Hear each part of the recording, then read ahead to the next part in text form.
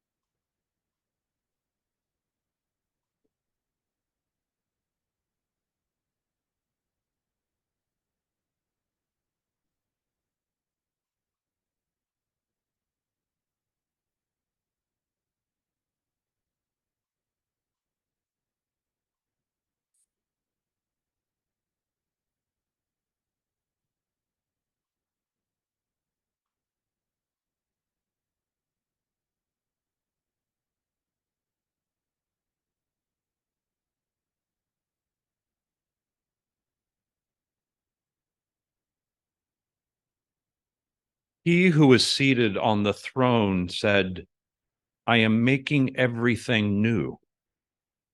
Then he said to me, write, for these are the trustworthy and true words of God. Revelation 21:5. One thing I love about being part of the ministerial rotation here is we can reference each other. And I was struck last week when Reverend Brian was doing our chakra healing course and using Julia's music, that he referred to that similar citation, behold, I make all things new. And I've been studying the Bible for years, and I went, oh, it's probably in the Gospels. I go sniffing around, and guess what? It's not. Jesus never said it. Behold, I make all things new is not in the Gospels. Now, it is in Revelation, and this is where John, some scholars say it was John the Apostle, others say John the Epistle. There's some debate as to which John it is, but he has a vision. So I'm not saying this is not from an ascended master, but he didn't say it. It's an interpretation. It's a reflection on a thought that was given to him in a state of altered consciousness. No less valid, but not literal. So it's made me think about how we need to avoid that literalness, as always, even when I assumed the origin of a famous citation.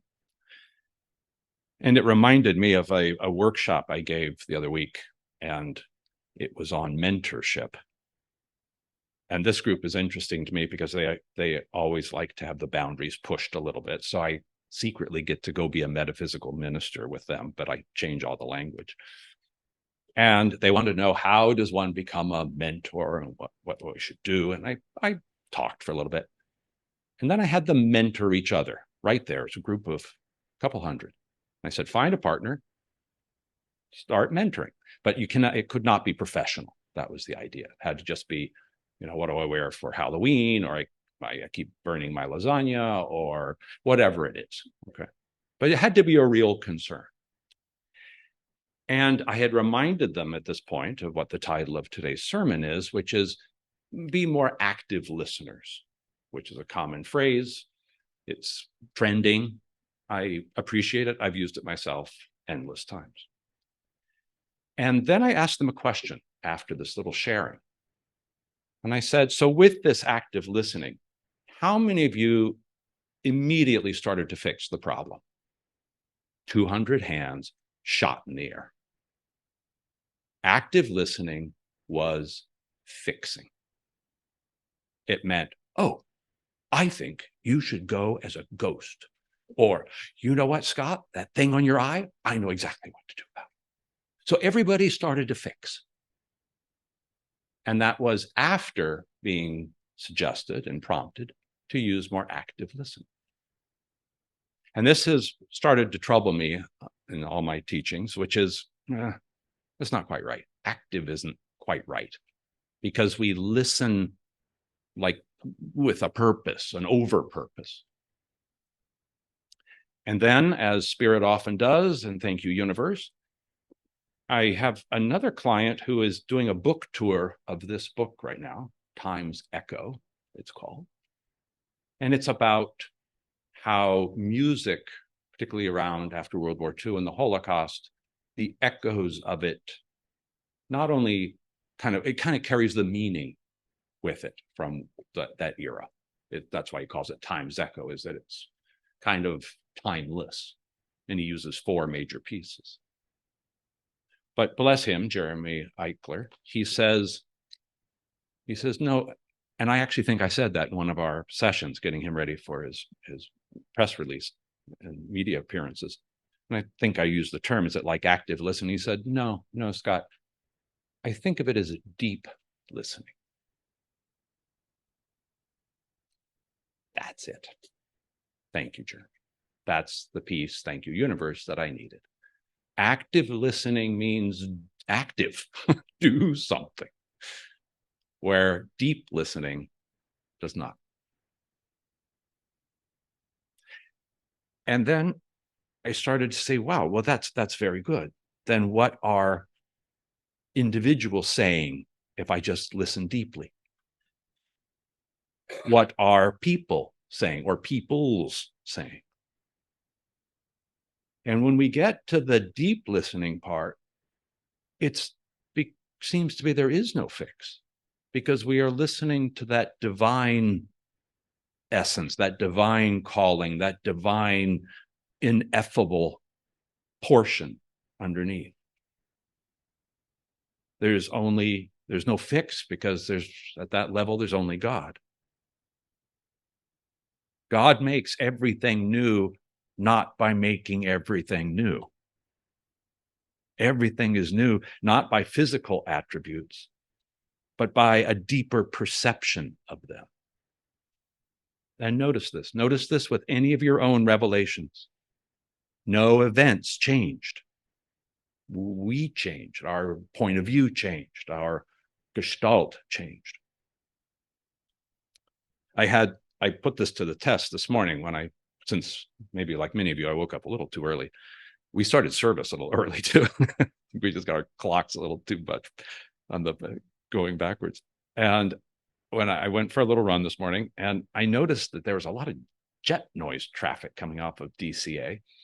And I said, it's noise pollution, look at that, polluting the environment. Where would you go? 7 o'clock on Sunday, blah, blah, blah. And then I said, Scott, why don't you listen deeply instead? And I went, okay. And then I heard, and this, I'm not saying this is true, but what I sensed, felt, appreciated was that whine of a jet engine is resisting gravity. It's flight. It's trying to minimize the pull of the earth. It's seeking flight. Now we might grumble that yes, it is still using a lot of fuel and a lot of noise pollution. But when we're going to ever overcome anything like that, we have to see what its real calling is underneath. What's it saying? What's that deeper truth? And then we might find other ways once we appreciate the essence of it. And I did it one more time, being slow as a runner. And it's not the distance anymore. And it's not the metabolism regulation. It's not the hormonal boost. And it's not the weight loss. I mean, literally all the speed, distance, I mean, all the things I've run for over the years. And in deep listening, I heard what I was really running about. And it was just breath. It was just half an hour of deep breathing. That's what running has become. And that's what my body is telling me to do. Not boost your hormones, lose a few pounds, pick it up at the end, pass that person. It was, Scott, just breathe more deeply. So what we give up when we see through this deeper sense is that we see more through our divine eyes, we hear more through divine ears, and then everything is new. It does change, but the event doesn't change. And in this way, so too will the world, its peoples, our planet. We just listen to what it's saying before we fix it. Listen deeply.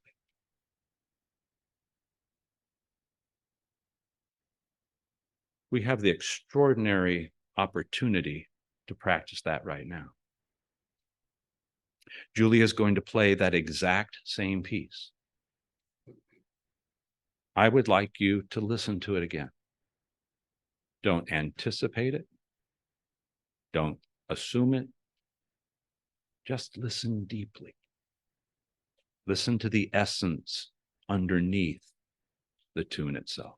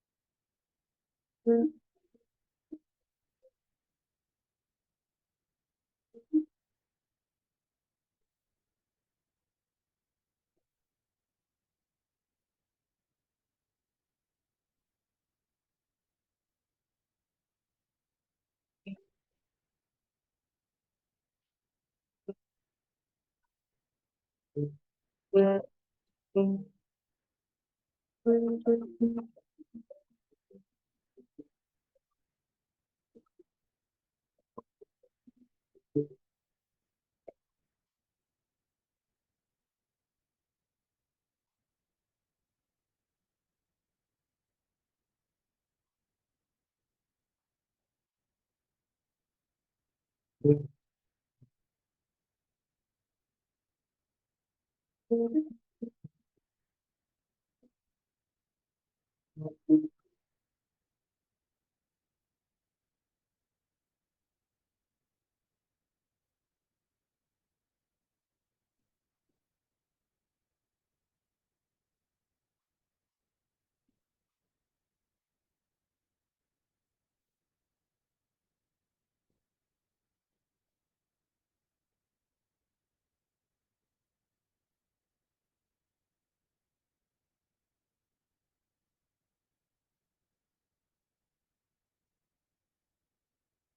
first, so gently close your eyes. And now let's do some deep listening on the inside. No fixing, no anticipation, pure depth.